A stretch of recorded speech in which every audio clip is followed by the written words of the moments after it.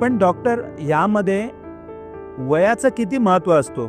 किती वयापर्यंत गर्भधारणा ही सुरळीत होऊ शकते? वयाचं नक्कीच महत्त्व आहे. गर्भधारणेसाठी योग्य वय हे 25 ते 30 म्हणू. 25 ते 30 म्हणत मी आता आपल्या बदलत्या लाईफस्टाईलमुळे म्हणते. कसं आहे आता मुली करिअरमुळे उशिरा लग्न करतात आणि लग्न उशिरा केल्यानंतर पण लगेच गर्भधारणा होऊ देत नाही.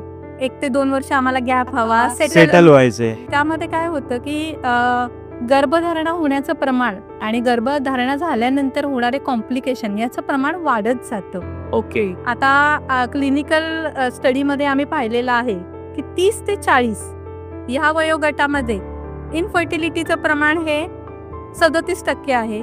तर तेच प्रमाण 40च्या पुढच्या पेशंटमध्ये 85% पर्यंत आहे. पण ते असं का होते? कारण का स्त्रीमध्ये जेव्हापासून त्यांची पाळी सुरू होते तर प्रत्येक महिन्याला स्त्रीबीज तयार होत असतं आणि त्या स्त्रीबीजाचा जर पुरुष धातूशी संबंध नाही आला तर ते गर्भाशयातून पाळीमार्फत ते बाहेर पडत जातं. ओके. तर त्यामुळे स्त्रीबीजाची संख्या ही कमी कमी होत जाते. त्यामुळे ते प्रमाण वाढत जातं जसं वय वाढत जाते. आता हेच पुरुषांमध्ये त्याच्या शुक्रधातूवर काही परिणाम होत नाही.